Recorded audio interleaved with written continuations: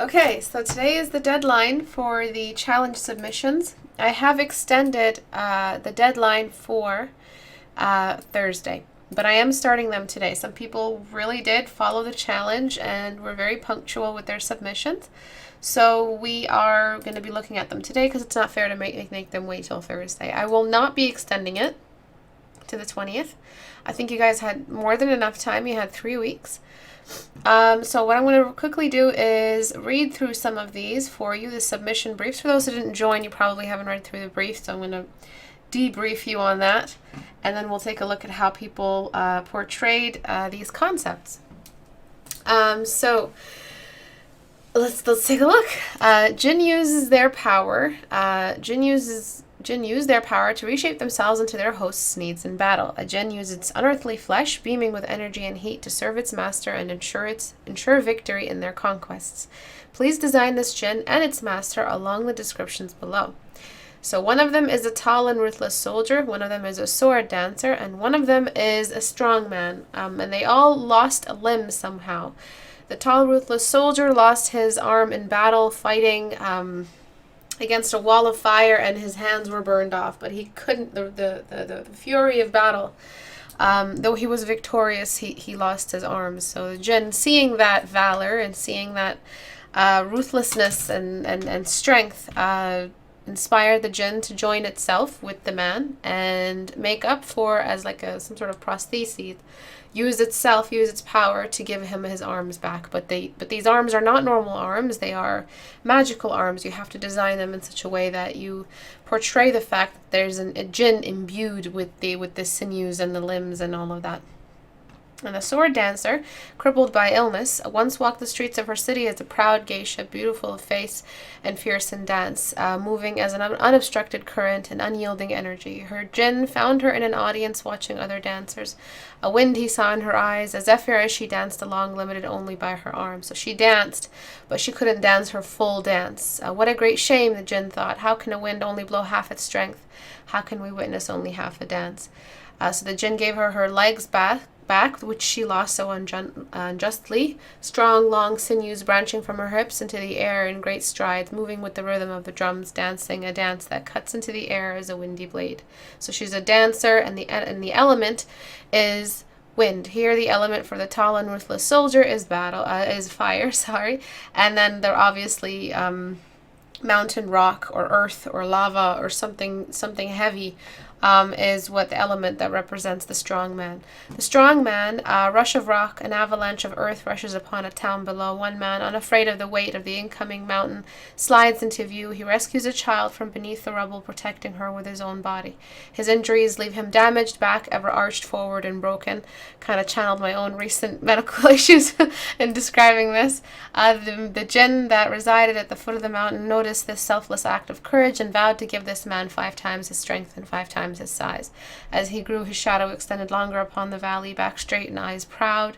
His strength can now move a boulder, uproot a tree, crush an enemy.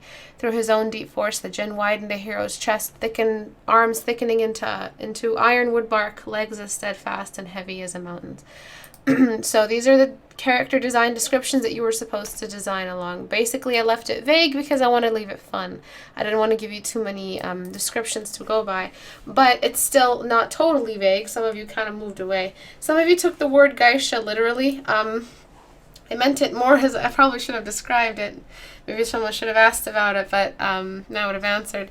But the geisha it didn't have to be an actual geisha. A geisha in the term dancing performer, respected artisan or something like that. Not artisan, artist or traveling entertainer, something like that, something along the lines of like Shakespearean traveling entertainer, proud of her art, proud of the drama, proud of the whatever it is that she represents. So that's kind of what I meant by geisha. But for those who took it literally, that's fine too, but it wasn't a requirement to take geisha literally. I wrote this when I was in a lot of pain, so I'm so sorry about all the mistakes.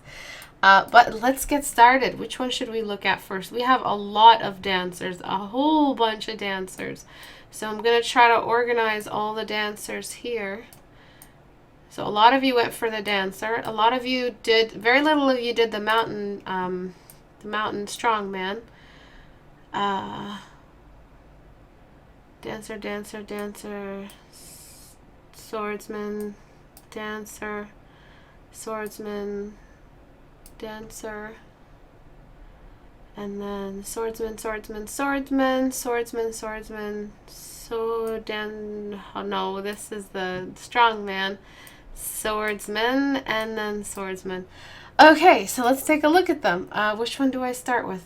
I'll start with this one of my favorite ones. There is no winner for this challenge. The reason why we make these challenges, why I host them, is so you guys can have more variety in your portfolios, and show that your design scope and your focus of design in the past year has been very wide and diverse, and that you can show you're more than capable of working within the confines of a description of some writing that you were given and you have to work within. So that's great for if you're trying to build a portfolio for working for book covers or any kind of publishing, and card designs, concept art, pre-production, anything like that. You're more than ready to do it. So this is the kind of stuff that really sparkles in a portfolio. So for those of you who have not joined these challenges and you have, your good headway on your form studies, you're more than ready for the end of portraiture. Of course, you're more than ready to get these started in your adventure.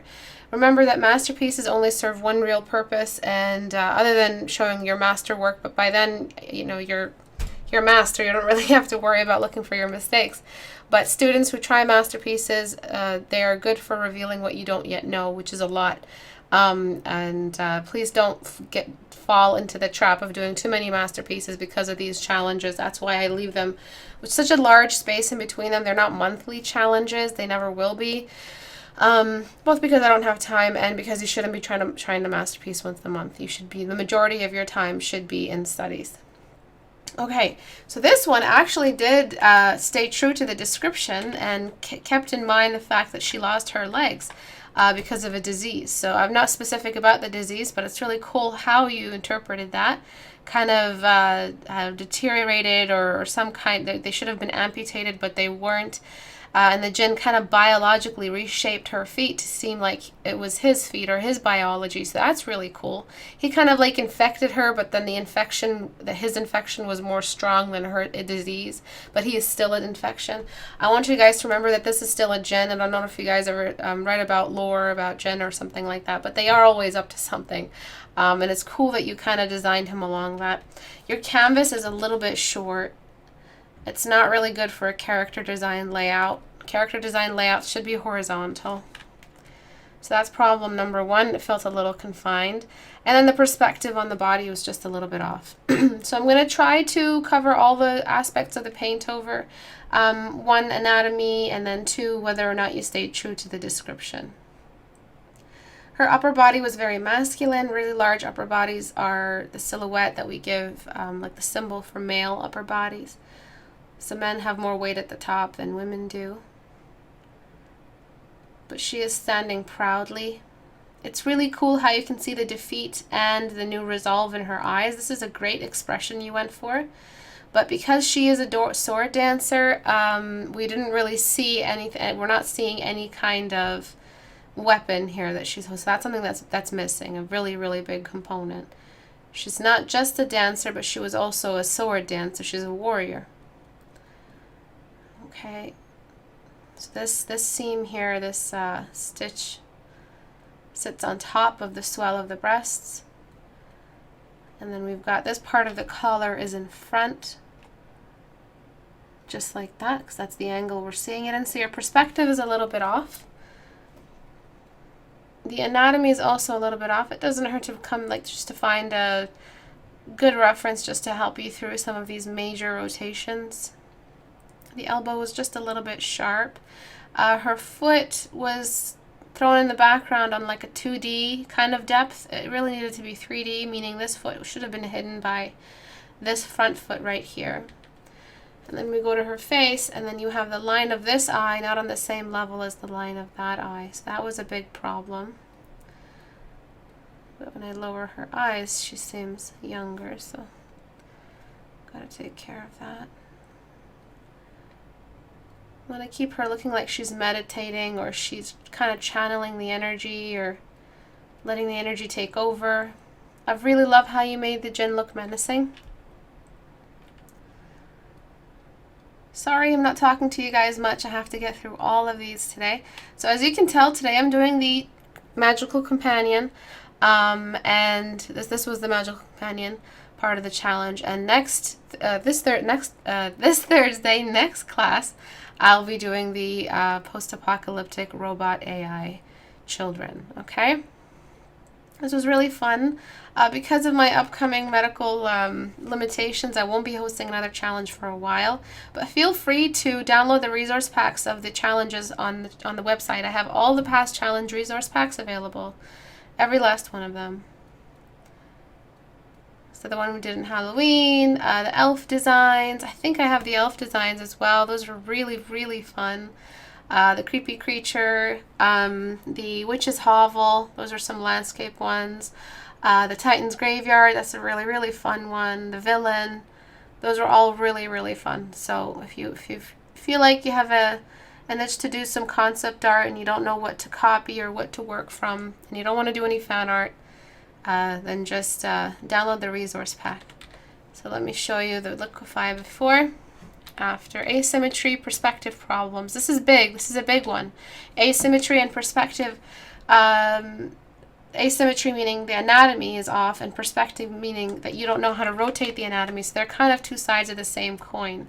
So asymmetry and anatomy are asymmetry in anatomy and perspective in anatomy are two sides of the same coin. Write that down. You don't have to write it back to me, but you can write it down. You can write it back to me if you want, though. You're into that now. Okay, so just a quick change. Just let me do it this way instead. So before constricted canvas, there's no harm in just giving us a little bit of space, and the perspective is fixed. So her face seems a little bit more normal now, normalized along the symmetry and perspective. And she actually does look Asian now because her eyes are more symmetrical. And so we actually get to see the slant, and we actually get to see the shape of the eye. You're forcing the visibility of the teeth. They would not be visible that much. You can do something like that. And then, of course, you have the skin tone problem. This is going to be a consistent problem. A lot of you have this from what I looked at. A lot of you had this issue. You guys don't choose the background color and paint on the skin with the background color. This is basically the room that surrounds this object. And if we don't get some of that background color, it will not explain where all this light on their skin is coming from. When light shines on an object, it shines its color. And that's what's going to make this gin look 3D. As soon as we bring in this background color, and he'll start to look a little bit more 3D. I am using soft brush. I'm sorry about that. But please remember the importance of your visual, of your light environment. It's probably the most important thing about preliminary choices, and what the first thing that you do is when you're ready to render. It's always the light environment. I'm gonna try to bring in some more anatomy around the eyes. That maybe there should have been some kind of wedge or some kind of wrinkle, or where the eye would blink and the crease for that. It just seems a little bit empty around his eyes. So I just brought in some extra anatomy. I'm trying to make the head look a little bit more three-dimensional. And just along here, I'm going to grab some of the base tone around it and try to make some veins. And that's basically how you make some veins. You get the base tone, you draw the first line, and then you get the highlighter tone, and then you draw the rest. That's really the best way. You don't actually try to draw it in with new values. You use the values around to make the vein look veiny. Sometimes you should probably try it in a new layer, just because you have to clean up afterward. And usually the first pattern your brush creates isn't veiny enough, so you kind of have to edit it and make it sporadic the way it would be in nature. So that's vein number one. Base tone again, and I'm just... But the biggest thing about these challenges, you might think it's the paint over section. It's not. It's the mileage you get out of it. These challenges are not the paint overs that I give you. It's not in the lesson. A big part is the lesson. Yeah, you learn how to do certain things and learn why light environment is, but I still cover those in the daily, the weekly critique hour meets. So what is the biggest difference, in my opinion, about the, between everything else and the challenges? It's the fact that you are so directly involved in the development of your mileage. You're just in there. It's not just a half-hour study and you post it and you get to do another one tomorrow. It's the one painting you're going to be working on for 3 weeks, 4 weeks sometimes. Okay, so I just added a little bit more. I'm going to bring in one last little highlight along the vein. Gross. Nasty looking vein. So yeah, give yourself some mileage. Give yourself some real heavy-duty field experience. Studies are wonderful, but it's good to test what you have left to work on. It's like doing stretches or weightlifting so you can sprint, but you haven't sprinted till the competition. How are you supposed to be training your sprinting if you have yet to actually test out your sprinting ability? This is exactly the same thing. Your performance on the field can't be tested other than actually going on the field. So it's good for mileage for all those who participated. You've done yourself a great service, and you've helped discover some of the stuff you need to study for the next 4 months or so. Okay. So I'm just making his head look a little bit more realistic. This is all just organic form study practice that's telling me what to do with my brush to make his head look more realistic. You think about all the shapes across this design, the head is a huge shape. That's why I'm working so hard on it right now, because it's the end over here, and then we've got little pieces here, but they're at the base of the design, so they're not that important. So his head is just right there, right on the focal line of sight. But I've been doing this type of challenge stuff with my students in private practice a lot. And the field experience is something I can never teach. It's something you have to get to. I can't reach certain things, only you can. I can't reach your brain. All I can do is just demonstrate, but the rest is all up to you guys. You really want to improve, you gotta just, along with form studies, you gotta give your performance a test. And then you're going to be sore, but then you're going to come back a lot stronger. You're going to be sore again, you're going to come back stronger. That's always the rule. Okay, so I'm trying to make his eyes cast a shadow on themselves. His eye's huge, and it's got so little realism around it. So that's really what I'm after right now. You might want to defuse some of these areas with some bounce light coming out of the background. So just so we can get some of his muscles.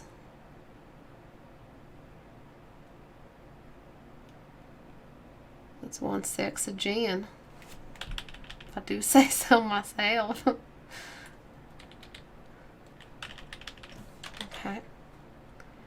That's the biggest thing with character design, but creature design as well. This is a creature that you've designed here. You kind of have to step away from anatomy for a little second, for human anatomy anyway. And that kind of just throws off your ability to render the creature part. So be careful not to always go for the human body whenever you're painting a creature, unless it's a character. But a creature has more animalistic designs to it. That's a really, really big distinction, and it's good to remember that. I'm just making some bounce light happen. My stomach might have a little bit more bloom of the back. By the way, August 17th, if I'm not mistaken, is a solar eclipse for North America. We've never had one. So I'm going to check my sources and make sure that's right. But if it is, holy, let's make an event out of it. Whoever lives in North America is going to stream, and then we're all going to watch it. I'm going to film it somehow and watch the film, watch the stream. Bringing in some more secondary light source. Don't want to spend too much time on one, but this is a beginning. This is a good start. The texture on her dress is a little bit strong. The cast shadows everywhere else are a little bit, like on her body, are a little bit weak, especially now that we've made him a little bit more three-dimensional. But let's take a look. Okay, so before, see how his head felt flat? And if he wanted flat, that's good. But if his head was round, it did not behave as round. So now he's got more of that Majin Buu roundness, and then the perspective and anatomy here is corrected. So yeah, asymmetry in anatomy and in rotation are two sides of the same coin. And perspective.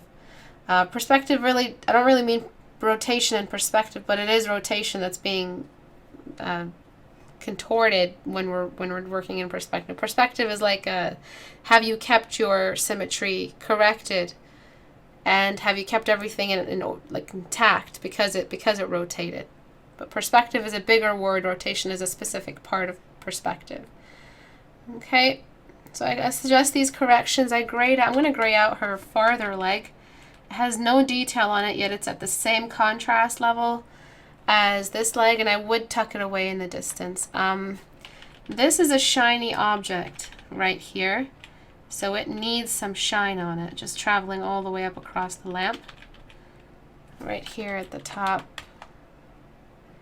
And then some of this background color is also shining on the lamp.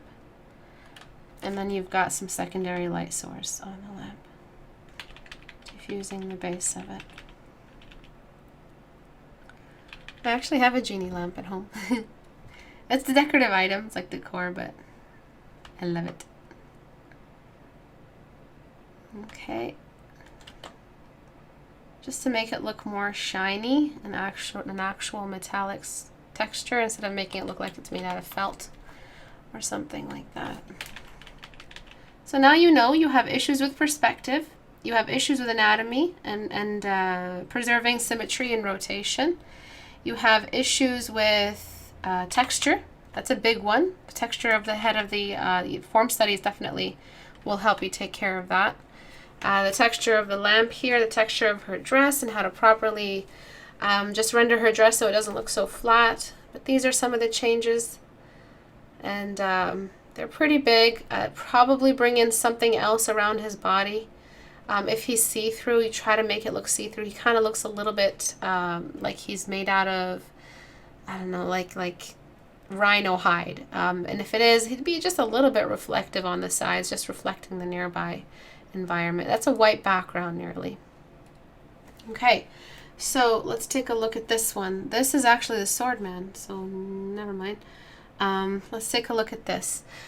So this is the sword dancer. I like how you showed her feet to be a little bit more they're not actual feet, so that's good. At least you're not drawing her in heels. One issue here is the shape of her arms. They have no real shape to them. They seem just a little bit like chunky, but not in the natural chunky way. They just seem like the shape, the silhouette of the arms is lost.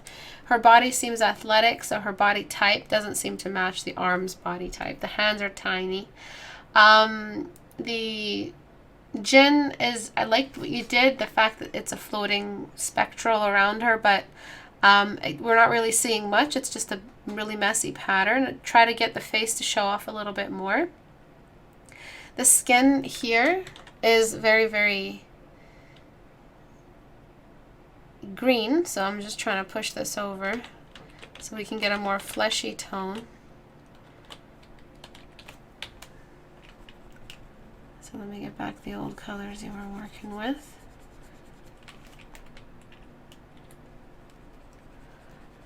Okay, and the expression is too happy. She seems, I don't know, it seems too happy, considering that she's one now infused with the Jinn. She's probably really freaked out about it just to begin with. You guys haven't really taken on a lot of the emotional, describing the emotional impact of being one with a Jinn. So I like seeing a little bit more distress in the character, considering their backstory, as they've gone through all this torment, and they're still kind of tormented a little bit. So this just happy face doesn't really match the character. Maybe if she had a bit more sternness to her, and if her head was a little bit lower along her shoulder line.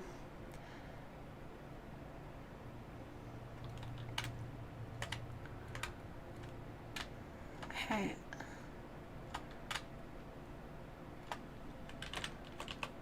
So if her head was just a little bit lower, and then she had a bit more of a hunch on her back,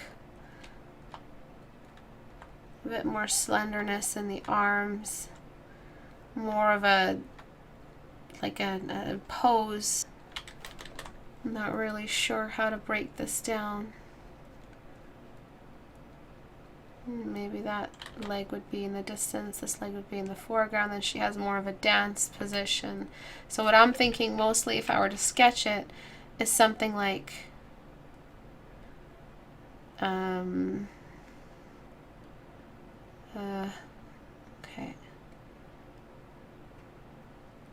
And then you have it like kind of pointing up, so you have more of a balance. So one of the daggers is pointing this way, one of the daggers is pointing this way. And then for the body, you have like a strong kind of just curve happening. And then one thigh is up, ready to do that, and one thigh is in the back stabilizing. So this could be a little bit more of what you could have gone for. Something that works along less of a trunk shape and more of a curve, and you actually break that. Since she is a dancer, it kind of shows a bit more of an athletic body when she's a little bit taller. Just the skinnier you get, the taller you look. That would be as much as I can do for this painting with the amount of time. I can't paint over too much. If there's too much of a paint over required to apply the corrections, I don't paint over. If there's an amount of, you know, that's already there, amount done, then it's easy for me to paint over it and continue and stay within the time constraints. She's just a little bit short, and it just seems a little bit off that you've created this tangent between the end of the spirit, the Jinn spirit, and the end of the, this again doesn't really feel like wind, by the way. Remember, there's a wind fact. The wind doesn't have to be represented with a blue color, but still it has to look windy, not so earthy. She seems very earthy right now. Okay, so what I've done is I've extended this, her legs to be a little bit taller, and I'm kind of making those leg warmers match. Let me use the stamp clone.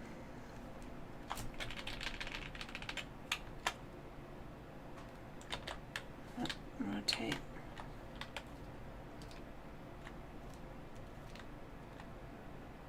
No, you're gonna be a bitch? Alright. Never mind.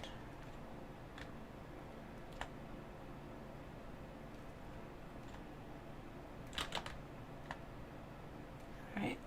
So just trying to extend the size of her legs, and then this spectre where it ends is just along here. The spectre doesn't have a shadow, so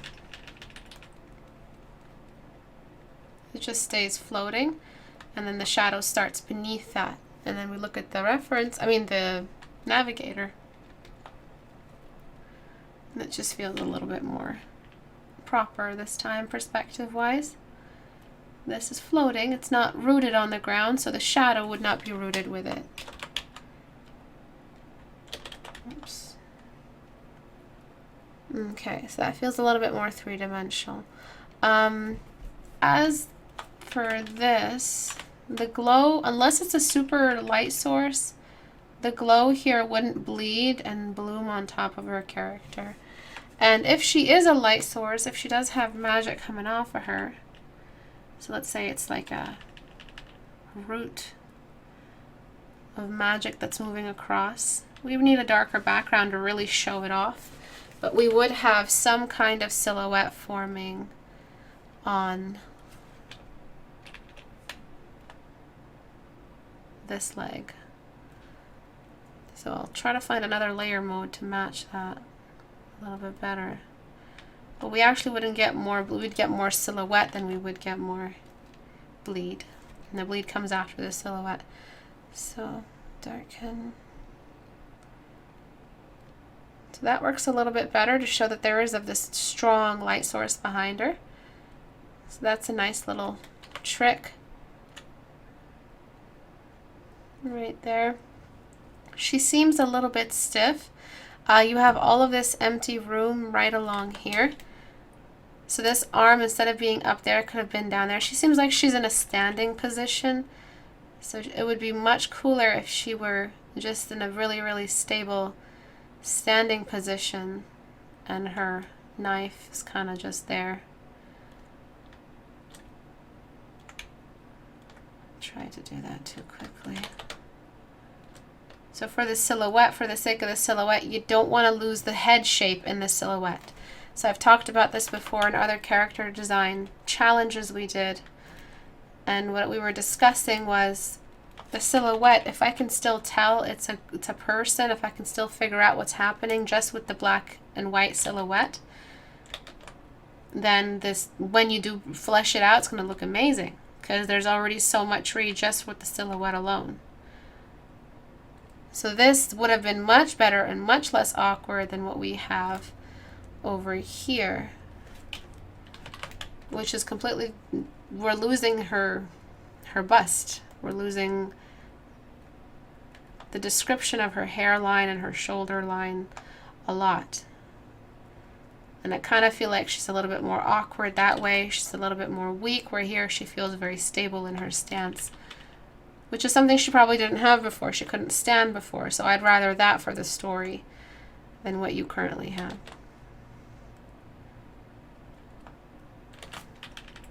More strong standing position for a character that hasn't stood in a long time. Just like the strong man, I would much rather see him in a standing position with his back really, really proud, standing straight for the first time.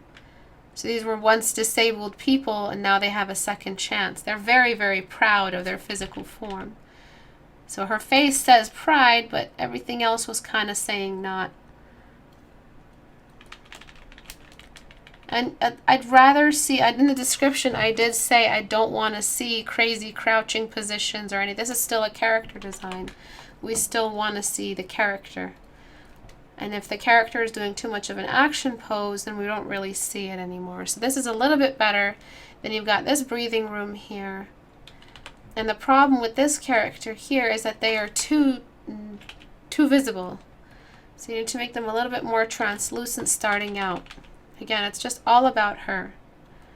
And then this character finally reveals themselves. So this really, really dark sleeve section, maybe the mask can be left intact. Everything else should be pretty invisible. This is too much visibility on that. Okay. So this is all talk that has to do with silhouette, personality, narrative. And this is all just early stage choices. This is the stuff you choose when you're sketching. Choose what are they? Are they happy? Are they proud? Are they angry? Are they nauseous? And how do I represent all of that? Okay, so see that little awkward? It seems like it was a Barbie hand or an action figure and her arm was just raised up really awkwardly, thrown across the room, and this is how you find your action figure on the floor. Do you know what I mean? Felt a little bit stiff and awkward. Whereas here, a little bit more symmetry gives it a little bit more design dignity, I guess. At least this is the way we can salvage it currently. And just getting rid of that, bringing in more contrast around the mask would do more for this character. Especially if you're trying to make them look like they're glowing or they have some sort of magical aspect to them. To make them too opaque all around is too much distraction away from the main character, which is where we've invested a lot of our contrast and focal point. And I'm bringing in that silhouette along her foot. And then the specter behind her is causing this Jinn, it's causing an extra little cast shadow to form like that. Okay. She is a bit short. She still does feel a bit short. But all in all, I think this is great. I like the jungle feel. Maybe if we compared it to people of her same tribe, but this is their version of what windy is. So the feathers and the leaves, this is their definition of what windy is, because leaves are very noisy and they kind of speak in the wind and when the wind blows through them. So you can get away with the fact that it's not traditional windy, blue, wispy, feathery kind of deal with magic, blue magic in it or something. You kind of get away with the lack of wind or direct wind prop work or symbolism, but other than that, I really like it. Just lengthen her size. Maybe if we had a little bit more size, like lengthwise, she'd feel a lot less like she was a child or a Disney character. She definitely feels like a Disney character right now. So very youthful, very like a baby. Still feels a little bit.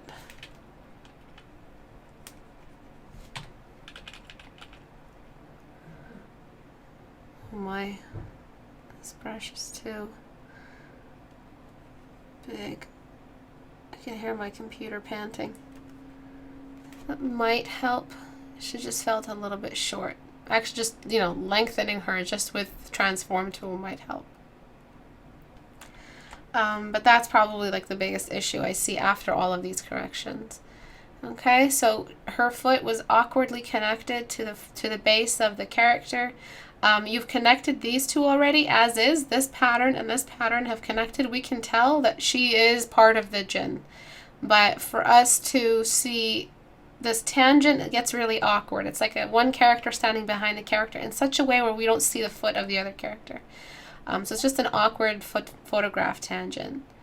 Not so much, so we're not losing that much in the concept. We're still combining a lot of these factors in. One thing that you could have done is make her dress a little bit more like her. So longer sleeves and some of that skirt. That would be one thing that you can do to show that they are one and the same, that they are combined like Kindred and her wolf. Or Kindred is her and her wolf already. Anyway. Let's take a look at this one. This one is really, really cool. The problem with this one is that the background is too dark. So you want the background to be dark when you have glowing objects, but the glowing object, you only do that when the glowing object is so large. It's a really massive part of the silhouette. Everything else in here, this super cast shadow, this really dark shadow, none of this happens with it in a dark background like that unless it's a spotlight. And if it's a spotlight, her legs would not be so visible. They seem like they're in a universal light source. So in fact, we would get a much brighter background around her. Just look at how three-dimensional that looked instantly because we just made this cast shadow make sense. And then we have this issue here with the diffusion of the shadow on her neck. And by the way, guys, I watched The Mummy yesterday. I don't give a rat's ass what Rotten Tomatoes or IMDb or other asshole rating sites say. That was a great movie. Concept art alone, just what happens to Emina in the beginning of the movie, that just alone warrants some you know, just the price of the ticket. That is what justified the price of the ticket for me, the concept art. You guys should really go see it. I mean, when is the last time we saw Mummy Templar Knights? Come on. This is beautiful. This is exactly what we want. When was the last time we saw a really cool concept? I mean, I know Penny Dreadful tried the whole Aminette set, whatever, love fest. But they never really went into the concept art aspect of it. And just the way they introduce her, just her story alone is the price of the ticket. So just please go see it. It's really worth it. If I could say avoid one movie over another, avoid Wonder Woman. Please avoid that Sailor Moon Barbie show. Because that is not for the women's movement. If you want something that really shows the power and strength of women, and just watch The Mummy. Okay, I'm not getting paid to say this. I love movie. I'm a moviegoer, and I really believe that movie deserves a lot more than what people are saying about it right now. Okay, so just watch it and let me know what you think. Send me a message on Facebook. I don't care. Just let me know what you think. I really think that movie's worth it. So right here, do you see that lightness in the shadow? That was way too dark before. And your background was nowhere near dark enough to justify that. You can leave this area here just a little bit dark, but that was just too much shadow. It was too much shadow. And the reason why that's a problem is because, again, look at this beautiful sharp cast shadow. I would keep this beautiful, perfect sharp cast shadow and lighten everything else just to accommodate this cast shadow. Because that's really, when I zoom out, that's what I see. And that's what's important. Okay, so we have that. We're not writers. We're not talking about writing. We have no position to judge movies based on plot because we're not screenwriters and we have no idea what we're talking about. We aren't screenwriters. But if you are an artist, you have every right to go watch a movie and judge its concepts. I literally, in one scene, Wonder Woman was wearing lip gloss. Her hair was constantly curled and perfect. I don't give a fuck if she's a god. If you fall, just look at 9/11 debris. You can see that everyone's just covered. Sad, really, just to look back at it, but everyone is just covered in soot and dirt, and everyone's faces. Everyone's unrecognizable. She literally bashes into a building at one point, and has not a spot of dust on her. That's just pinup, and that's not. It's not for the women's movement, trust me. So just, we don't care about plot as artists. It's all about the concept art and the delivery of the character and the way they've displayed the character as a character design on screen, how they've interpreted it to match the modern taste. And Wonder Woman leaves a lot to be desired. They were way out of their element, and they a bit more than they could show. You could tell, really immature concept art. And we're not talking about comic book integrity or anything like that. Just as concepts, they were just terrifying. Okay, well, her costume anyway. They've managed to, I can rant on and on. They managed to customize and change and alter all of the male superhero costumes so they're a little bit more realistic. Like, look at Batman. He looks like a transformer, just to make him look a little bit more like whatever it is that he was working with, limitations he had technologically. And then you've got sailor thighs, and it just pisses me off, man. Anyway, this is a reflective sword, so the sword is going to have a higher value on it. And so that's why I'm raising the value of the sword. We have a reflective material. This is a material problem that you had. You had way too much contrast to render a sword that is practically a mirror. It's like someone trying to render a mirror. You just don't render it. You reflect the nearby surrounding environment. All right.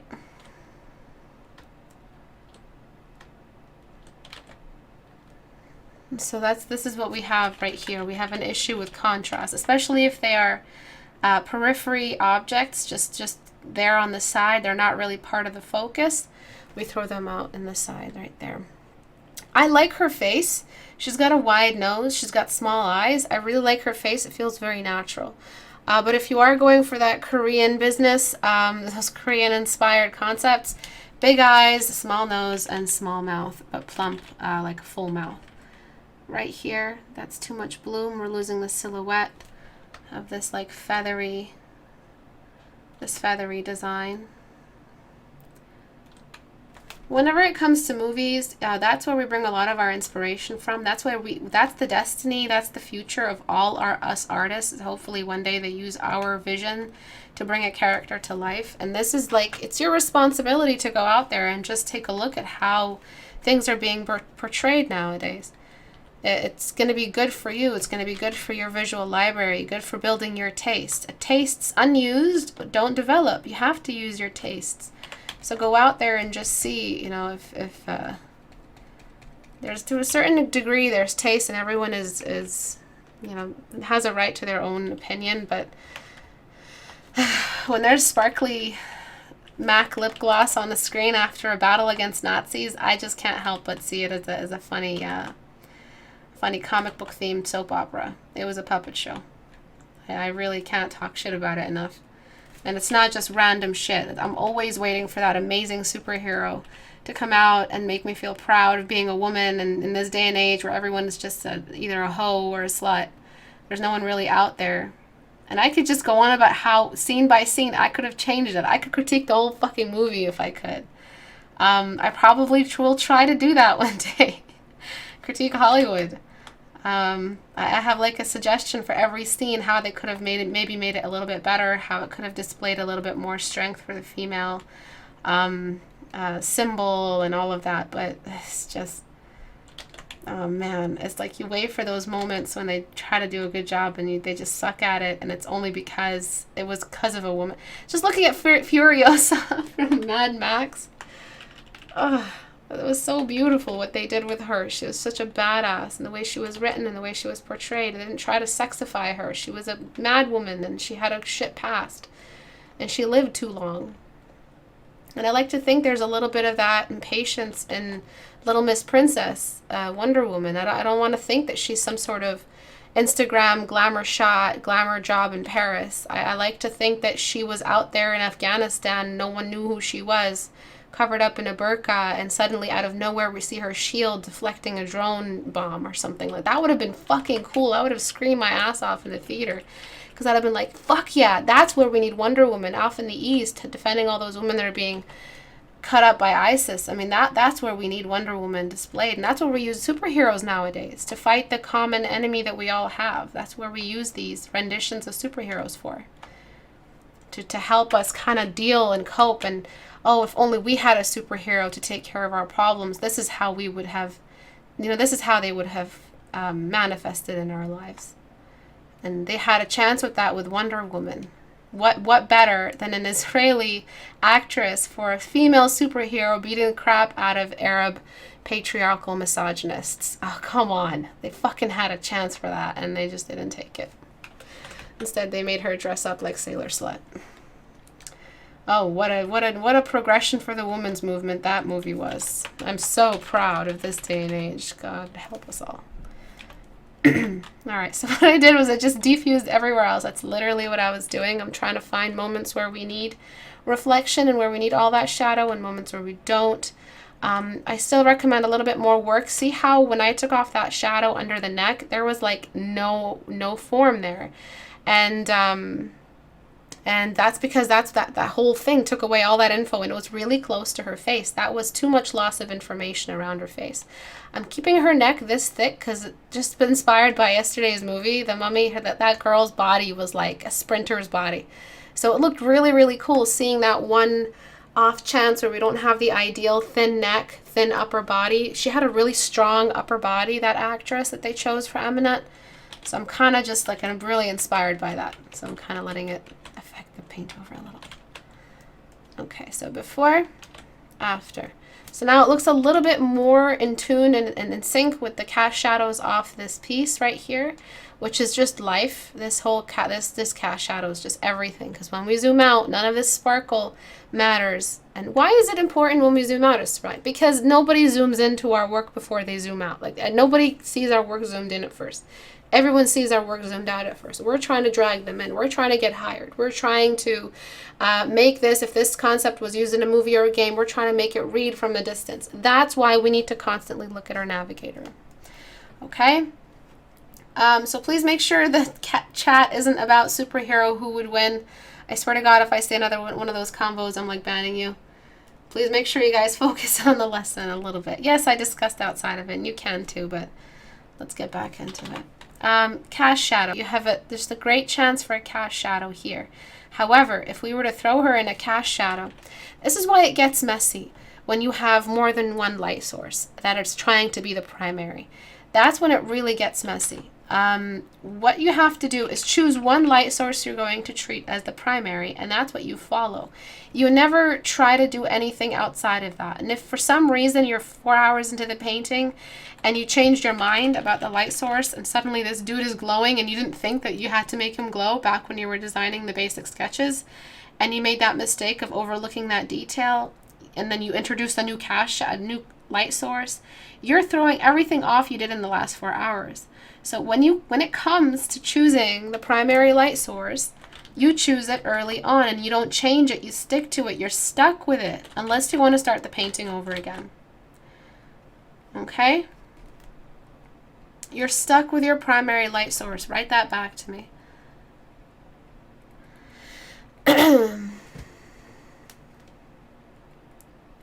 I was describing to Abu exactly how I would have loved to see them introduce Wonder Woman on the screen. It would have been like this, I don't know, like this off-desert, off-campus kind of cabin or something, and that's where she was based off of. And we've seen her so glamorous in the previous movies, but suddenly we see her all sweaty and covered in soot and sand, and she's really doing the work that she said she would do. And then she gets this memo from Batman, and we see the little suitcase with his, and she just wonders how the fuck he found her in the middle of nowhere. That would have been much more cool. And yeah, like I said, she's covered in a burqa and she's in disguise. No one can see her, but through her burqa, we can see a little bit of her costume.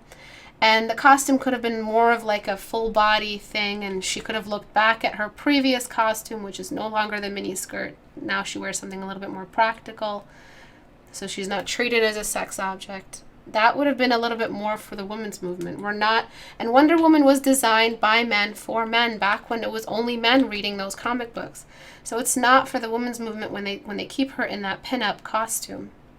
And that's what I'm trying to make everybody see. It's not, it was not for I'm a woman, it's not helping me. It's not helping me make my case across, you know, the world. I'm not a feminist by the common definition of it. So I threw her into a silhouette, and now what I'm going to do is keep this background nice and dark. Look at that. She really does behave like it's a silhouette, but there is some kind of light bouncing around her, revealing her face. Now where I am going to delete is just around wherever that universal kind of popped in and gave her legs some. So it's cool. It's like her legs calcified and froze together. I really like that. So see what I'm doing? I'm following the high point right here. I like how you did the whole geisha thing. That is really cool. This is a really, really successful painting. The biggest issue that was eclipsing the skill level behind the painting is this confused primary. That's how crazy primary light sources are. You fuck with them, you might as well never have drawn. They ruin everything. Okay, so before, after, way too bright, way too bright. Throwing her in a cast shadow is just fine. It's just fine. It's not gonna hurt at all. And if you feel like you lost something along her face, this isn't a portrait painting. You're supposed to lose around the face. The face is not supposed to be this crazy detailed thing. All right, you really need some smudge tool in your life right here. And the reason why I bring up that whole ISIS thing and why I really would have loved to see Wonder Woman just beating the crap out of them, and that's something that they did in The Mummy, by the way, is because that's where I'm from. That's where feminism is really needed in the world. That's where we needed a feminine symbol to go in and kick ISIS's ass and let them see that movie. All right, so a bunch of ISIS gather around and watch Wonder Woman. What do you think they're going to say about all of, oh, it's just another pinup movie? But if somehow they portrayed Wonder Woman somehow in the Middle East kicking their assholes, that's good propaganda against your enemy. That's good against ISIS. Everyone hates ISIS. It's not just the US. Everybody hates them. First and foremost, the Muslims do, and the Arab community does. So what I'm doing right now is I'm over smudging. I'm trying to show this as a fiery, heated element. What you had before behaved a little bit less blurry. Remember, fire blurs a lot. Yeah. So that's why that kind of looked like, what did it look like before? Some kind of powder, some kind of bath salt, some kind of bath bomb. You ever seen those weird little salty bath bombs? It looked less like a flame, and I want it to look like a flame. So some of that flame is going to distort the edge of the eyes. Don't be afraid to distort the edge of the eyes. They're kind of attracting attention away. See that weird little edge I just threw? That's fine. That works. Look at the silhouette. It's still fine. Okay. So now we have this awesome silhouette. I'm going to bring in one more little touch of focal point on her.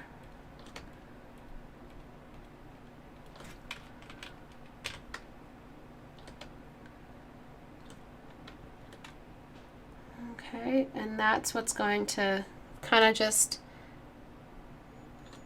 what's the term? Hit the nail in the coffin, hit the nail on the head. I'm really bad with these terms. Hit the nail on the head, last nail in the coffin. I don't know, but it's going to kind of solidify the focal point a little bit more. And what we're going to do is bring in the brightest point just behind her. Yes, look at that. That is just life itself. That is what it's all about, boys and girls. One primary light source treated with respect, with dignity.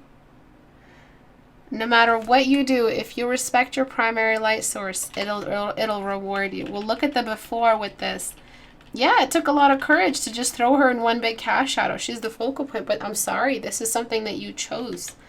You did this. You chose that there was going to be a big background light source, and a big background light source means a silhouette. So before, very stale, very cell shaded. You had the primary light source on her and a primary light source in the back, and you had two primary light sources going at it. You can only have one God. You can't have 45 fighting each other in a painting. You can only have one God in your painting. And the rest are just mini little demigods. All right, so before, after. So now she looks a little bit more ferocious, a little bit more aflame and windy at the same time, which is exactly what I wanted to see. The anatomy is beautiful, the symmetry is beautiful, but you had all the skill that was utterly dwarfed by your confusion of the primary and secondary. Your diagnosis, your little slip, your little script that I'm going to give you, your prescription is form studies. Go learn how to respect your primary light source so it can reward you like this. Yes, we were talking about feminism, ISIS, and Wonder Woman. Oh my God. All right, so before, after. And again, if you really want to show that reflection on the floor of the stage, that is just going to make it just scream. All right. I don't recommend those really sharp eyes. Make them blurry. They are like, like one of the references I gave you guys was Calcifer, from the way they drew Calcifer, which is a jinn. In Howl's Moving Castle, and just look at how his eyes, he has got eyes, but they're a flame. The edge isn't really visible. So I would really go in and smudge that out. You need a smudge brush in your life.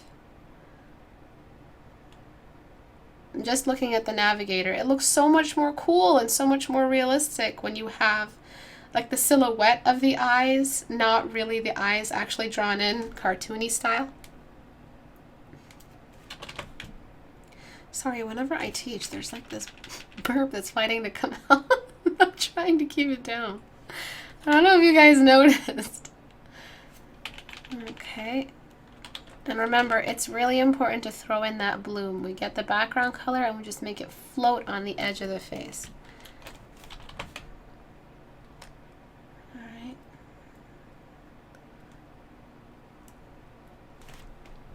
So one more before. Just look at that reflection. Look at that. Isn't that beautiful? After. Balancing the color, unifying the light source, respecting the light source of the background, using the light source of the background to create more contrast on her. We still have another universal light source nearby, but it's not as strong as the primary. And it's not a battle between two light source titans, two gods fighting for it. It's just one, and then many tiny little ones. You can only have one God in your painting, okay? You blasphemers. Write that back to me. All right. So there's some more, and this is a long class today, so just go get some water. I'm going to get some water. Let's have like a 2-minute break. I really like how they designed Calcifer, yeah. But yes, please do, I'm so sorry about I don't know what's happening with my Photoshop. Please do try to apply these corrections to your work. They're really, really good for your portfolio. They're really good for representing your current skill level. I don't know what's happening to Photoshop. I don't know. It's a big file. It was a big ass. What the hell is this? I have 30 gigabytes of RAM, Photoshop. You deserve it, boo. You deserve a brush. Smudge brush in your life. Only one God in the painting. Just one God in our paintings. And the God is the light source. Okay. Alright, so we've got this. And there aren't any real cast shadows around her. It's just another example of having lots of visibility without any reinforcement from a nearby light environment. That's something that you guys are all facing. no involvement of the background into the object itself. You guys have no light environment in your imagination, so it's going to be very hard to incorporate it into the picture. This is so well done. Lots of detail, lots of attention to detail. But remember, detail doesn't carry much to the end. It's not going to get you to the end of the race. Sorry, my metaphors are insufferable. Hopefully. This is, oh, that's just a little boost upward. Look at all the brightness, all the saturation all around her. This was it at 0. We should not, this looks like a stormy day, light environment. If we have this much brightness, look at the swords. Swords don't shine like that on a stormy day. This is important. This is very, very important what we did here. Look at the sharpness of the cast shadow underneath her. Again, not possible unless there is a brightness nearby. That's it. That's all I would change about this. Your detail is great. You have your own niche that you're working from. You have your own style. The legs are very visible. This is costume design, not character design. Some character design is costume design if we're talking about characters that don't have magic. But when we're talking about a magical component, it's morphed the character completely. It's changed the character. The most beautiful concepts I've ever seen about Olympic gods or superheroes or anything like that is when they have completely changed. They have a metamorphosis. They have gone under a metamorphosis. Magic doesn't just imbue in a creature and then it stays the same. Something about it changes. One of my favorite interpretations in Marvel or DC is Electro. I love watching Electro's metamorphosis. I love seeing what happens to him. I love how he's no longer human. But I know he has that villain, so villains get to play a lot with villains and have so much fun designing villains. I would probably always design villains. Protagonists are very boring because they have to stay modern and stay fun, and that's very, very boring. But just seeing that character, another example of how magic changes someone or power changes someone is Azula from Airbender. She turns into a monster. She becomes a monster when she is at her most strong. She is a monster. She's gone under a metamorphosis. So you can't just design her the way you design the rest. Of course, it's always attached to the narrative. So if you were to design Azula, you wouldn't have her walking catwalk if you were in charge of designing her concept for the final episodes. The whole silhouette of the character, just silhouette alone, has to speak so much. So let me show you. This silhouette right here, if I were to just select inverse and then just blacken it out, I can't tell if this is a character for, I can't tell that she's a dancer who's lost her feet. I can't tell. There's something weird, magical happening around her feet. She has pretty standard legs, and she seems like some sort of elemental from some kind of Korean MMORPG or something. All right, so if you really want to stick to the narratives, you don't want to just make a cosplay or costume design version of everything, this probably gets way more points regarding all of that. This gets more points regarding all of that because you've completely transfigured, you've made this massive metamorphosis in the silhouette. Okay, this madness has happened to them. The character doesn't stay the same. All of these choices have been better. So that's one thing that these designs have over your design, is that they have somehow incorporated the fact that this character has become something else, has gone under a metamorphosis. So I don't really see any of her misery on her face. I just see a Barbie doll. I see a concept art, like some sort of fan art or some sort of cosplay or some sort of costume design, some kind of thing that Victoria's Secret will one day do in some kind of lingerie line. All right. So this one goes without saying is probably one of the more successful ones. We have 2 silhouettes per character. You've managed to show her dancing, but at the same time show that she is a warrior. This is just wonderful work. This is exactly what I would want to see. The background is nice and bright. It actually reveals the fact that we have this light source. One thing that I would change, that I see a lot of, even in movies I see it when they're doing superimposed pictures, something that was from a different light source. They forget to combine light sources. They forget to just bring in the light source of the environment. So your light environment was accurate. It revealed, but just this color, it needs to be. So when they're kind of getting one half of the scene was green screened and the other half was just raw footage.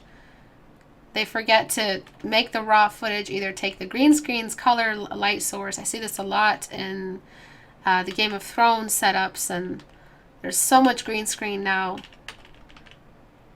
And people forget to have that color transfer as much as the brightness and the magnitude of the light source. So before, after, it had a completely different light source, like she was in a desert scene, not in the same scene as this guy.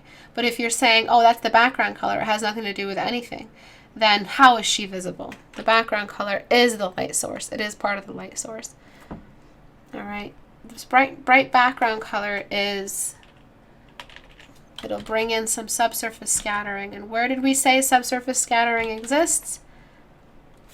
In shadows. Wherever it's shown through somehow. Somehow it got through.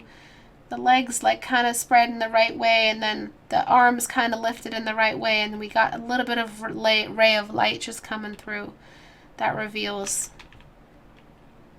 the light source, kind of just disrupting all of that cast shadow and illuminating it inside and out. And I think that'll add more to the magic. It'll bring more of the light source back. And so I'm just diffusing cast shadows right now along subsurface scattering. And of course, cast shadows, subsurface scattering is a cause of cast shadow, so we still have to go back and create the trail of the cast shadow. I'm not taking questions right now, so what I'm doing here is I'm just making this track of this cast shadow that's allowing this subsurface scattering to be visible. Just this ray of light that is shown through in the perfect, just like light through a wave. And if that light source was strong enough, it'll be strong enough to hit her face. It'll be strong enough to be on the fabric, and that's the exact color I'm choosing to throw over the fabric. And again, we're unifying the environment with the character, and that's by getting the light source's color as much as the light source, the magnitude of the light source. Just look at that. Look at what happens. Just look at that. It's just one world, one God in the painting, and that's it. Makes a little bit more sense scientifically. It would really get very messy if you, a non-computer, tried to render what computers can't even figure out, which is multiple light sources on one object.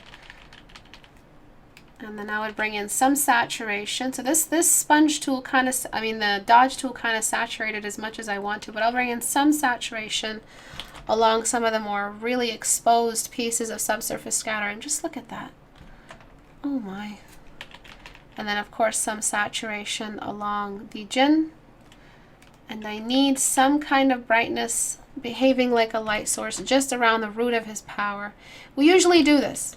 We usually do it. Wherever there is the root of something, either a joint or a spine or a vein, just like when we did the plants, the floral humanoids, we're always illuminating or saturating at the root of the magic, which is like any kind of major anatomical joint or group. I'm going to go into all of these little pieces of gold and just bring more of them out. This is a separation of different materials. I don't want it all to look like it's part of the same, painted by the same crayons. I want it to look like you had access to metallic paint and you could pull off this feeling that it is metallic. Okay, so that's really standing out. And on him as well, Jinns love gold. Or they know we love gold. So I'm just bringing more of that reflection in. So it's a long class today. We're already, what? We're already an hour in? What are we in yet? I don't know. I don't have the counter nearby. I'm going to try to go through them all. I might not be able to. But this final touches for the metallic surfaces, they all need to be treated differently. Different textures have different specularities.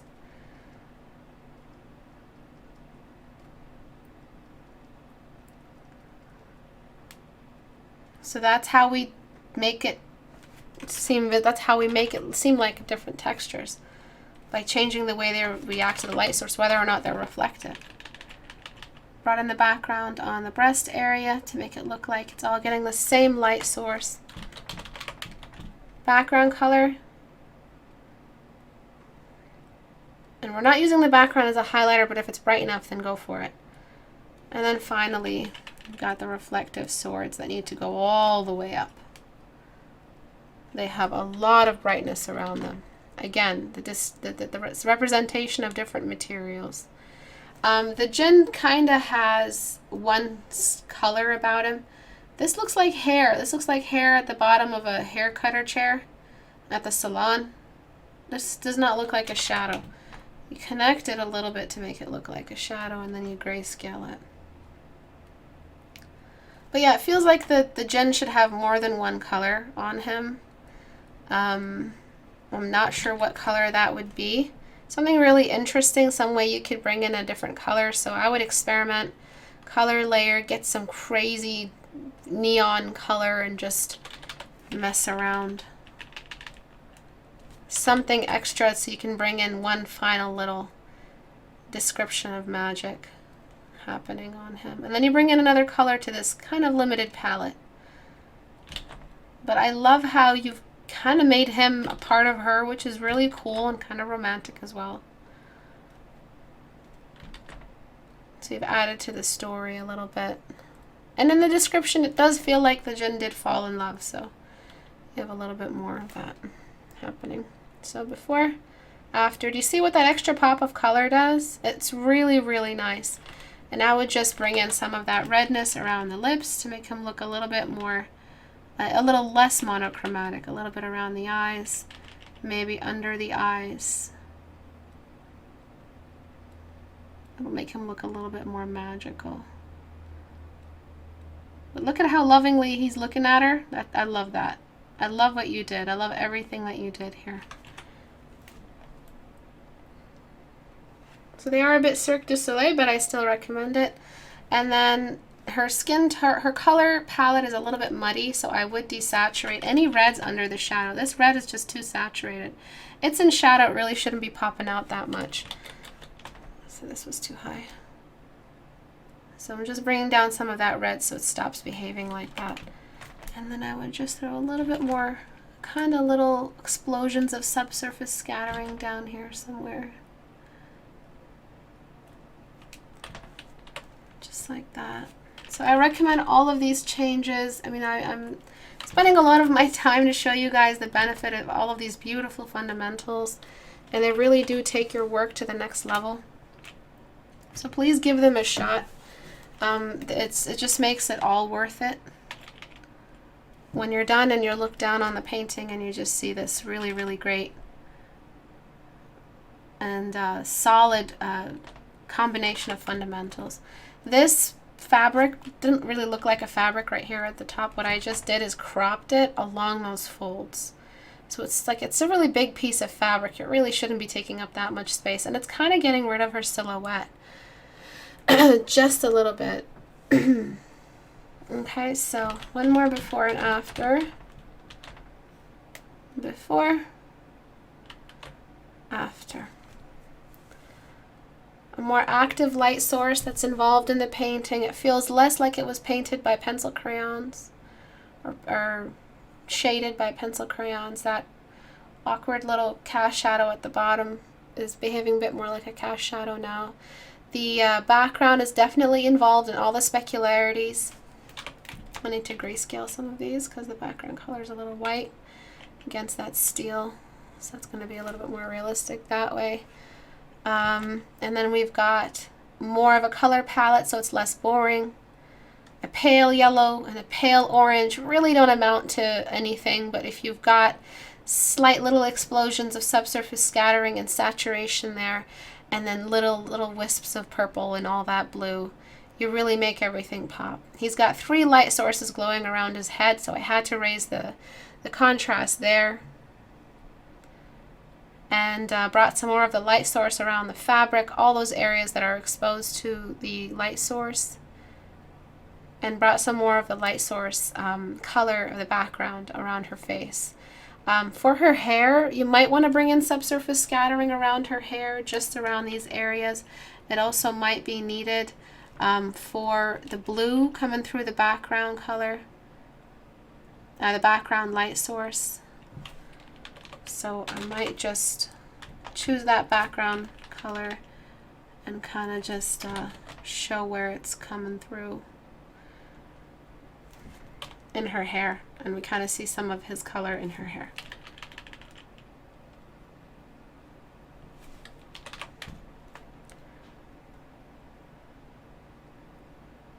What I'm gonna do is get the old layer back before I started doing any hair corrections, and then erase away to get a better texture.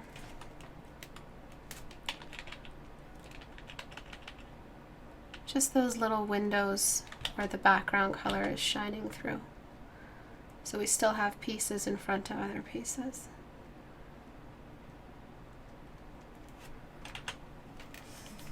And then there's the dissipation. And that would be enough for now. Before, after. So I wish you luck on your paint over. I really do invite you to make this distinction between all these textures. There's so many different fundamentals we've looked over today. The biggest one would be the light environment being involved in your color choice.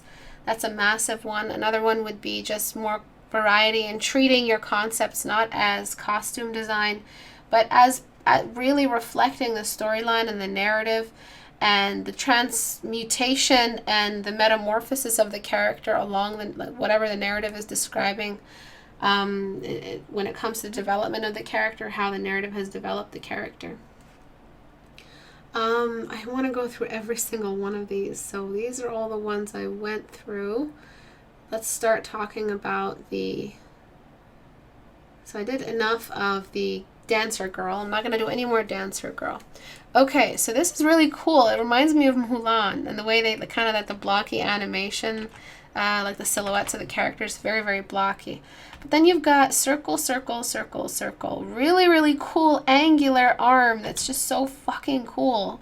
I love these beautiful triangles you have and just these points. And then we go back to the character and he's just got this really, really boring Pac-Man head.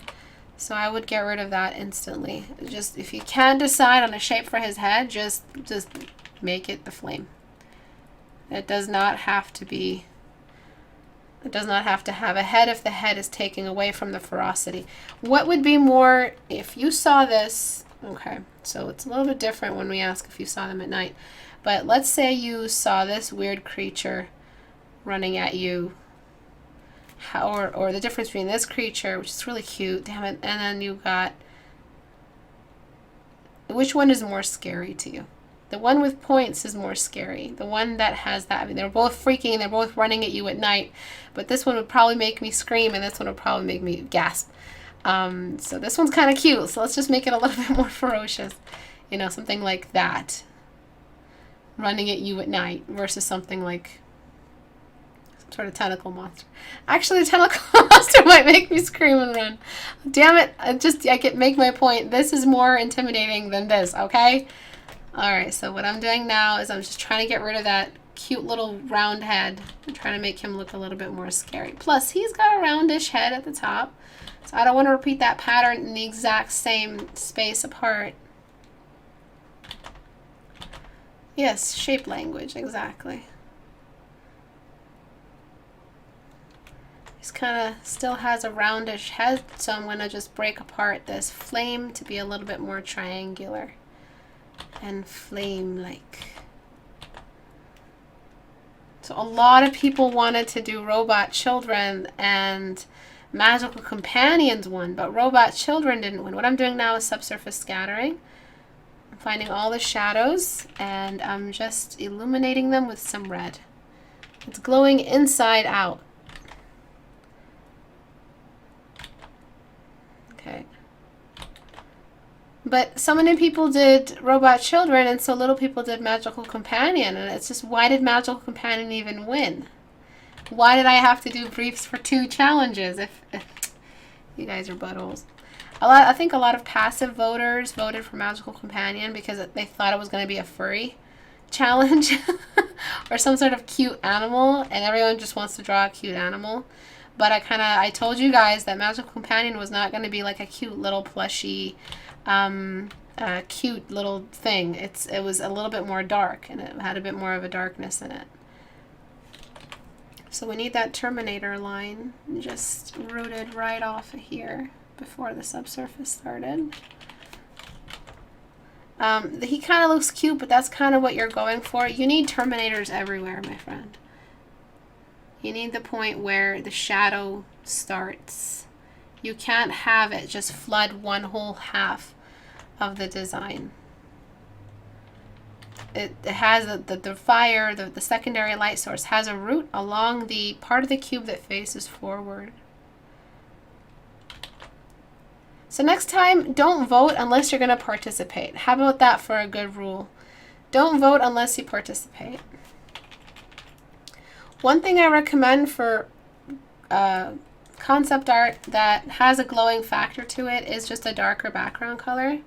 As I said, if it has a big portion, if it takes a big portion of the silhouette, we make the background darker. That's the only time. Why? Because this massive object that's causing all of this light is a light source, and so it needs to be shown off. And we get to have a darker background. We don't really worry about the universal as much. So just take a look at that.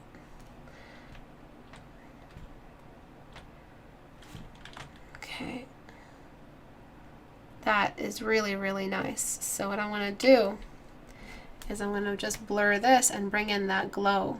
So remember, fire has that. I'm not sure if you guys remember, but if you ever seen asphalt in a hot day, kind of just blurs the base of cars as they travel over it, and you can see this from a distance. So what I'm doing now is I'm just blurring this edge and blurring anything nearby that fire. And then now I'm just going to make that glow and then bring in that outer glow. So it's hard to do that because I like that whole ash thing that was just formed from that smudging. It's kind of like that hot top.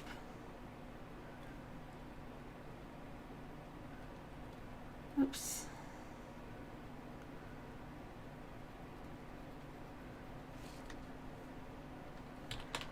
I'll probably just have that glow back just somewhere around here, wherever we have those hot points. And then some more subsurface scattering. Just to show that this arm really isn't a human arm. It's more like made of just lava material or something. Not lava, just some sort of fiery material. So the Jinn saw that he fought and fought and fought and was victorious, and he fought through the flames, and he kind of defeated his enemy, but he lost his arms, and so that made the Jinn proud. Oh, he's strong enough to contain this fire. He lost his arms because he's a weakling human. Let me give him his arms back and see what else he can do. Jinns always are up to something. Okay. So we've got that. I would leave this alone. That's pretty cool back, like floor here. I wouldn't really let it get so red. Color, kind of just let it get grayscale just around the areas where we have the cast shadows, where I would leave some red behind. We've got that areas here. So do you see what I'm doing? I'm just moving along the primary light source, responding to it. All of this here, color, now has to respond to the light source. Okay. This part is just white for no reason. I mean, the fire isn't even there. All of this. Do you want to know why you made it white and have no information? You have no cast shadows. You got these. So, I mean, you have no cast shadows anywhere else on the body. People think that cast shadows only happen outside of the character. People forget that they happen onto the character on the face, caused by the face on the face. The nose is a cast shadow. So that's all here. All is a cast shadow off the primary right here. Maybe it diffuses along this section. But the arm has a cast shadow to it. Let's try it. Let's see what happens.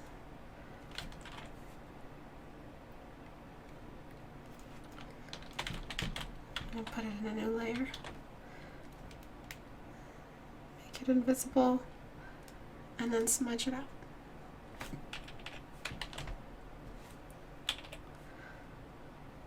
Okay. So sorry, no questions today.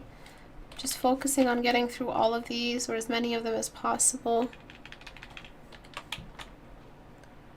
And then it gets diffused the closer you get to that flame. I think that works much better than just making that area just pure white. It shouldn't be white. It's in a pocket of shadow against a big spotlight. This whole area here should be white, and that cast shadow gets lighter as you go down. That thing was glowing for no reason. Okay. Seeing as how many people posted and participated, I really might stretch it to the 20th, but not to accept submissions, just to make sure I've gone through everyone that submits today and Thursday. So if you haven't done your work and you submit it by the 20th, you might not even get a chance to look at it. Upload and work as if you are submitting for Thursday. Thursday, I will be looking at the robot AI. I don't know if I'll have enough time to go back into Magical Companions. But just from these submissions today, it's just it's amazing work. I really can't believe it. You guys are wonderful. You've all been working so hard. All the members in Discord have been working so hard on their submissions. Everyone is just frustrated. Oh, I should have done more form studies. Oh, I need this. I want to critique this symmetry. Oh, critique this anatomy. Doesn't look like that. And you guys are so susceptible to critique and so accepting of critique, and it's just, I'm seeing so much maturity out of you guys, which is great. So more of a flow, like a glowing fire, and more subsurface scattering, more three-dimensional object, less like shaded left to right, more three-dimensional. That shadow there was really needed. This one here as well. Darken. Really need this shadow. At least a mid-tone. Shouldn't be that bright. You need this cast shadow right here. Okay, so you guys did amazing. Keep it up. Oh, again, I'm so sorry. I need to make sure this is all following the same. The primary wouldn't be stronger than this flame, which is really strong against him. So if you can see, that circular head was really cute and funny looking. Looked more like a Mario bad guy. He still looks cute. It still looks like a cute little companion that follows him around and gives him shit and whistles at women when he doesn't want to whistle at women, and the women turn around and kind of give him shit. So he seems like a cute guy that you want to know, this little Jin. But he doesn't seem like a laughing matter. He still looks like a bad guy. He still looks like he can be a bad guy. That at any time he can deceive him. So he still looks evil because of course we have those slanted eyes and the fangs. But he doesn't look like a funny little silhouette on him. So you really didn't need that top of the head. We're responding to many different light sources, and this part of the cube faces forward. It doesn't face up at the nearby light source. So that would be thrown in shadow. A darker background for glowing, fiery characters is really good. Show off the flame. Alright.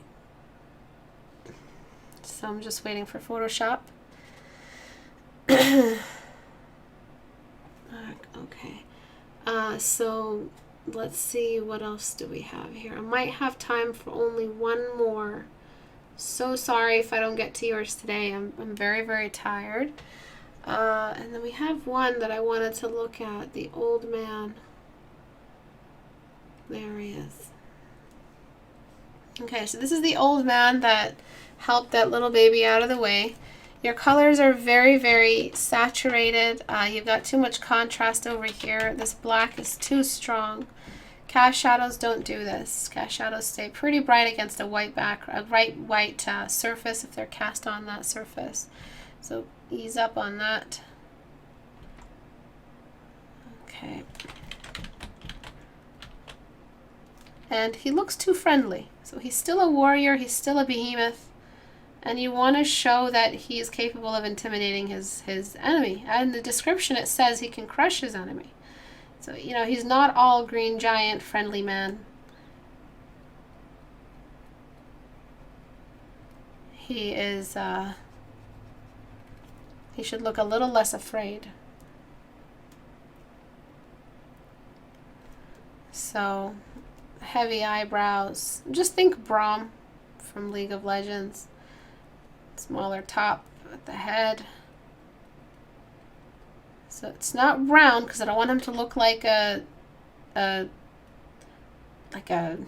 I still want him to look like a brute, but I want him to look like he's more bronze than brains. He's like the gentle giant that can't do math in his head. I can't do math in my head. I don't know who the fuck can. You freaks out there who can. I've never really been able to do it very quickly. Okay.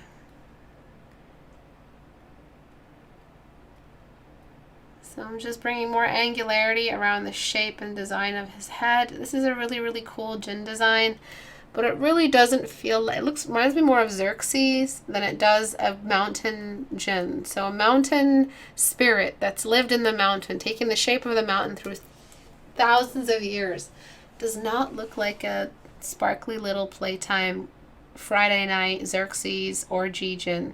He looks like he looks a little bit more like he's into the vanities, maybe the Jinn of vanity, maybe deception, maybe love, or temptation. Less like something I would see on this guy. So I like the design. He looked very, very scared and very timid before. Really dark shadows. This is a great place to start. I would just desaturate it a little bit more, not overuse my colors, and then just try a different design for the Jinn. If I was your art director, I wouldn't approve of this. I would use this and transfer it over probably for the dancer. Maybe for the dancer, I would have used it on one of the dancers. Okay, so easy on that shadow. That was too much. And then this guy, which is why I played the God of War music when we started, he looks like a really angry human being, and he looks like the kind of person who would keep fighting even though his arms were falling off. It was kind of both arms, but it's okay. So what I'm doing right now is creating that like sinew of fire. You've got cool and warm fire elements here, and that's confused. Just the element itself. You've kind of just overdone it. So you have to choose one primary color, and then you've got the accents, just like we did with this Jinn.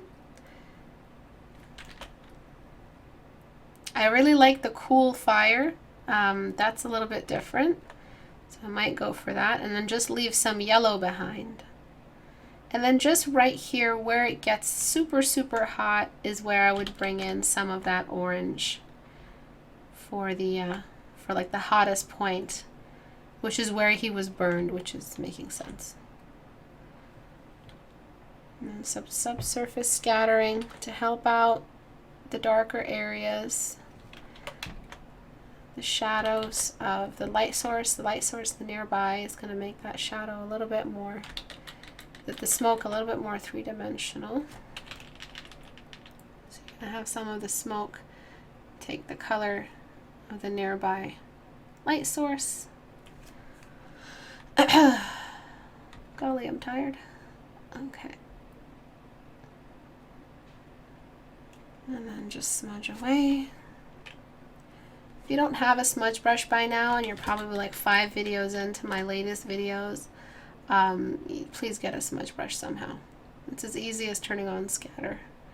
Just start smudging. It doesn't have to even scatter though. It's recommended that it scatters. Okay.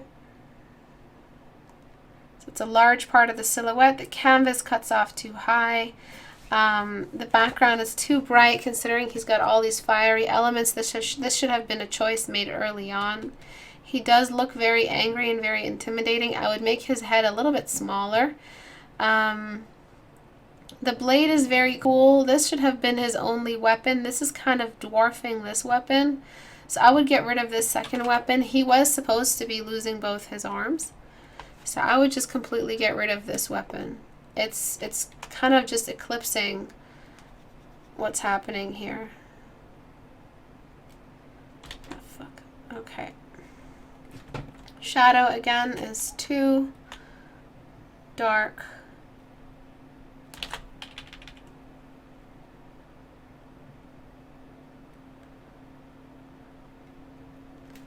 And then we've got the fact that the shadows around him all seem like they're responding to a nearby spotlight.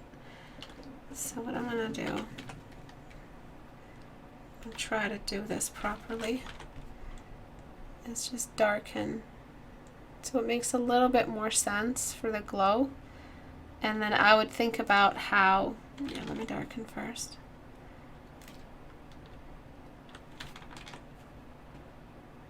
And then I would think about how that secondary is throwing some light onto his thigh. Without the sword, it becomes monochromatic palette. Not really. You are working with a fire element, so that's okay. It's when you are working in sunlight and you can't use this spotlight, this effect of fire only, or some fire revealing the painting. It's when you have to bring in a super sunlight color that you will have more than one color visible because it's the sunlight revealing it. Okay, so what I did was, yes, definitely not monochromatic. So I got some of this, oh no, that's not gonna work.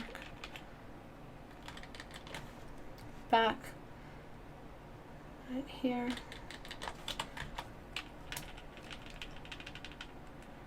So character design isn't very easy. It's not an easy job. You have to write or reflect the writing that the character came out of.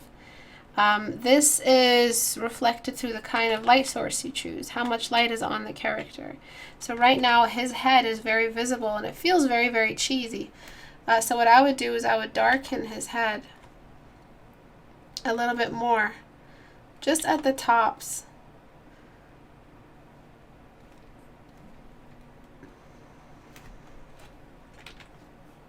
But I would leave his eyes glowing. So that'll kind of help create a little bit more theatrics with the darkness of the character. And I would try to, as best as I can, not bring in a super strong universal, but if I did, I wouldn't make it a warm sunlight. I would probably make it a cool value. Just something that'll throw off all of that or balance all of that fiery glow, some kind of diffuse light source.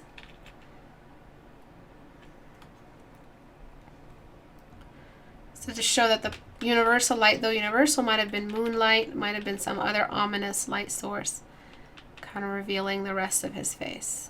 I wouldn't let him stay super warm the entire time. I also wouldn't allow the costume designer in the movie or something to give him really, really warm colored clothes because that's going to make him look friendly. So he doesn't get to wear pure red. He can wear an off red, he can wear a desaturated red, he can wear a brown. But he can't wear a pure red. It would look really funny if Azog, the white orc, had red loincloth, wouldn't it? It would just be hilarious. Let's think about it. All right, so let's imagine this orky hunk had just a really, really hot red. This is basically who you guys were drawing. All right, they just give him this non-color. He's very monochromatic. He's almost monochromatic. Okay. Damn, Daddy. Oh my God. Oh my gosh. Anyway. Alright. So that's kind of the point I'm trying to make. You're trying to make someone look really scary, but you're giving him these hot red hair. He just looks like a burlesque, you know, like a favorite at a gay bar or something like that. Nothing against that. It's just a very fabulous color choice, which is which I accredit to the gay community. No offense, no offense intended at all. Please don't lynch me. Okay. But if it is some sort of like you know, like a show just for like the gay community, the homosexual community, and it was like a fantasy show just for them, which is really cool because no one's ever done that, then maybe he could have that super red hair. But he does not look scary to me right now, just as this monster who has lost his humanity because all he wants to do is win every damn battle. Probably lost his family. I never really wrote it in myself, but he probably lost his family to all of this hunger. So before, all the way at the top, kind of leading my eyes away, and I just run away from the painting. Here I'm kind of trapped. I would work more on this. I didn't get a chance to. I'm running out of time. You have too much brightness all over his body. You need to choose some of these areas to get that. Did I just lose my color layer? The blue color layer? Maybe. I'm just going to bring it back, that grayscale.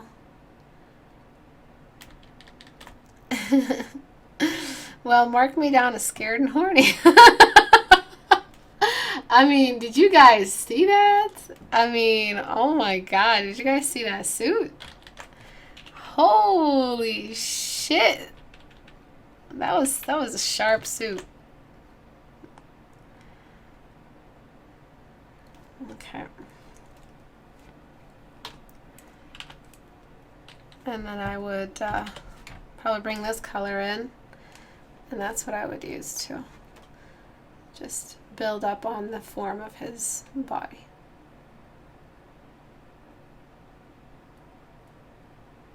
Make him look a little bit more three-dimensional and kind of in tune with the rest. But everything that is kind of facing away, facing towards the fire, get that fiery glow. It's really hard to make it glow because you have more than one.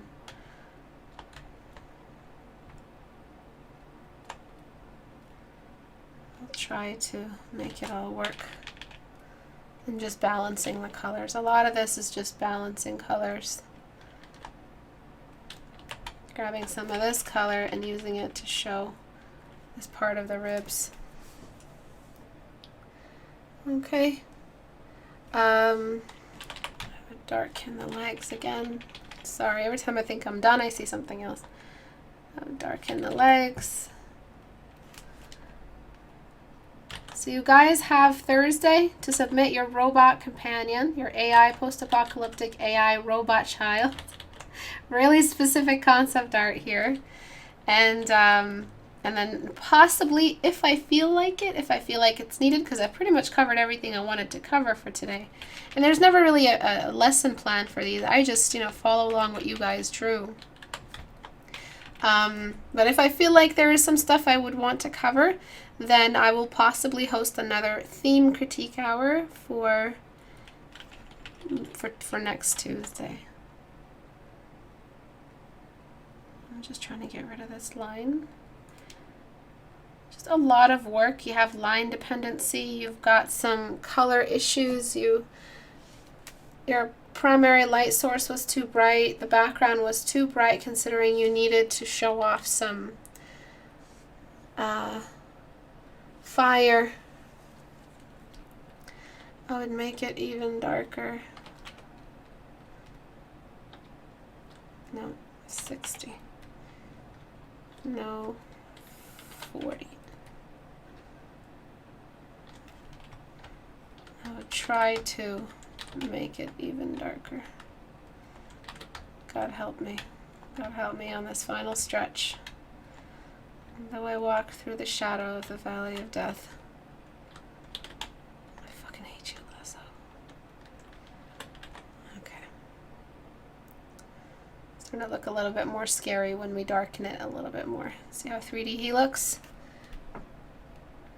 Okay, his thighs are starting to look a little bit more three-dimensional because we're responding to a really far away but cool light source. And that I've desaturated on purpose so it looks like a moon. Moon doesn't really make everything glow yellow, it just makes everything bluish. You can even choose the background color itself, this grayscale, and just throw it on the body. It doesn't matter. Everything that is not fire is getting grayscaled, so that's fine. And then you get that grayscale color, and you just throw it on every half that is grayscaled, and you get that three-dimensional look. But it's not just orange, it's like this purple as well, which is so cool. I really liked how you did that. It was kind of like a cool shadow. So you're getting some of that cool fire, which is very non-human, very non-realistic, very Jin-like. And I'm just gonna clean up this mess I made. So, time for questions. Ask me a couple questions. Please make sure it's pertaining to today's lesson. If it's outside of today's lesson, I can't answer it.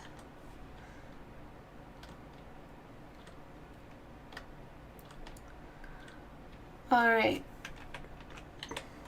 By the way, I did decide on the next challenge, which won't be happening right away, but I did decide on the theme. It's not going to be a voted on theme. It's a landscape, and the topic will be a conversation with a dragon. How does that sound to you guys? I actually cannot wait. I want to join this one. Okay, so just illuminating that, working some more to create that clash between really, really dark moonlight and the fire nearby, which is another one of those things that we saw with Azog the Barbarian concepts. He was always under moonlight, but he had a torch nearby. Yeah, so you guys need to join some landscapes as well. Character design is all great, but landscape really tests your ability to stay consistent with your form when you can no longer bring in symbols to make the render for you like you can in faces. You don't have a symbol for a mountain,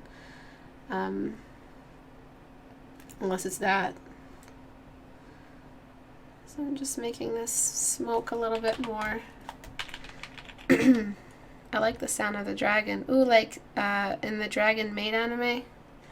Never assume I'm pulling any kind of inspiration out of modern animes, right? Or just these animes from this time. Never assume that I want anything to do with animes. What I'm doing here is just creating that fiery glow. See, this is why I played the God of War music, because I want to play it now, but I'm going to get copyrighted. But he just reminds me of Kratos so much. That's why I said he probably lost his kids and shit. Because that's exactly what happened to Kratos. A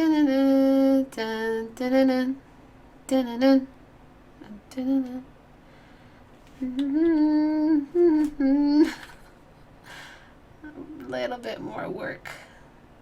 Promise I'm almost done. You see how we didn't need that sword? We really didn't need that other sword he had. This is his story. His story is about that. If he picked up some random add-on item. But yeah, the conversation with the dragon is going to have a description. It's going to have some writing behind it that I'm going to put together when I'm recovering from my 1,000 surgeries. So I'm going to write it up for you guys and have it ready for when we're ready to do them again. And it's a landscape, and you have to, of course, submit your thumbnails and all of that. But here is the final change. Got a couple more things to do.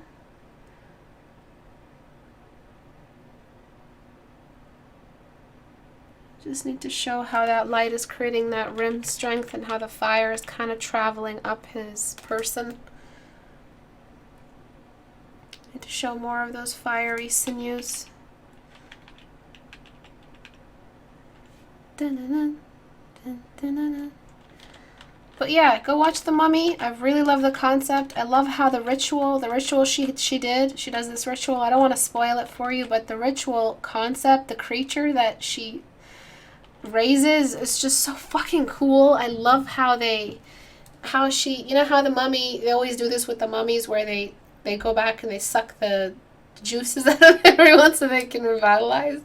Well, the way they did it with that is really cool. They kind of just did it. They kind of shot two birds with one stone. The Knights Templar, how they set those motherfuckers up. I love that. I have never seen anyone mess around with the Knights Templar and that. I love seeing that costume again. Haven't seen it since the Kingdom of Heaven. It's just so good. Just go see it. Just from an artist's perspective, please go see it. Feed your mind, feed your tastes, use your tastes, watch what other concept artists have done. It's just really wonderful. A lot of movies, like for instance, the Seventh Son or something, or The Last Witch Hunter, those movies which are pretty recent and take on that fantasy concept, they do concept art that's like costume design. The witches are just in costumes. They're not really have transformed or transmutated or went under a metamorphosis or something like that. It's just costume. So when we have characters like what we saw in the movie yesterday, they actually are transformed. There's only so much costume happening, and the silhouette and the way the mummies walk and the way they crawl, it's not even like usual mummy stuff. They're just so incapacitated. It's just really, really scary. It's more horror than fantasy, and I love that. I love when they have the courage to take on that dark theme when they're designing. So a lot of artists went into designing these concepts. It's going to feed your imagination way better than a superhero movie, which was made by pinup artists, by men, for men, a long time ago when pointy bras were in. So just stay away from that for a little bit. Take a break from DC, take a break from Marvel, and just try to find as much inspiration as you can in just what we have around us, to feed your imagination and feed your tastes. So when you join a challenge like this, you don't come in with the notion that concept art is costume design. It is not. That will always be my campaign. Just like replace your lines with edges, my campaign is costume design is not like character design. It's not concept art. It's just costumes. You're dressing up characters. You can choose a costume for a creature or a costume for a character, but when it comes with magic, it all goes into the silhouette, the characterization, the expression, the portraiture, the combination of different kinds of costumes. But back to floral designs, a lot of you design just basic human body with a costume on it. It just looked like some sort of runway, Vogue kind of couture thing. Keep that in mind. I know it's a reboot, but it just pains me to see a mummy movie without Rachel Weisz. The last mummy movie with Brendan Fraser also didn't have Rachel Weisz in it. And that blue geisha in the bottom part of the leg was part of the light source too. How would you render that? I can't look at any more right now. I can't let myself jump into another painting. Before, after. I'm going to let you guys go. I'm going to finish off some more questions, as long as they're not asking me to go back into Photoshop. Arturus bites a piece of chair off in pure energy. Tiamat will rise. What did you want to ask me, Arturus? Artur.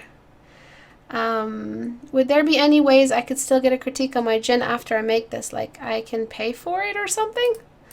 I'm not sure. If booking right now is completely closed for the summer. If I tell you guys, I'm not going to tell you guys why I'm not rebooking. I'll tell you guys when it's time. But yeah, what was I saying? No, if you manage to finish your piece by Tuesday, the 20th, I might look at it. Again, this is a big might. Most likely not. I've already spent too much time on these. This Thursday, next class will be about the robot companions. The robot. Yeah, they are companions. All right, any more questions with @Istebrak? No, I don't play Soul Calibur. Can barely hear Istebrak talking, but someone has decided to play music too loud. Oh no.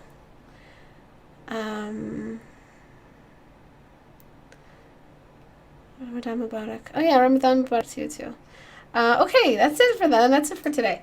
Next Thursday will be the critique hour for the robots. Please get them finished. If you want to be part of Discord and you're not, and you are a dedicated student who is a nice person and not an asshole or a creep, I'm being serious. We've had enough assholes and creeps plague our Discord. But if you're just an all-around great person, everyone here basically, everyone in the community here right now joining this, if you want to be part of the Discord and be part of the family, they're going back, for critiquing each other, they're improving so much, and I want to see that family grow. I only allow like 2 or 3 members a month in anyway, because I like to keep it slow. It's not some sort of social get-together. We do make jokes and we do have fun, but it's not some sort of strict constant. But it is really focused on art. I wanted to look at memes today, but I'm so tired. If I laughed, I'd probably get an asthma attack. But if you wanted to join the Discord, you have to apply through Facebook, through my page on Facebook. So go to the community tab and just apply there. I will see you guys on Thursday. Bye-bye.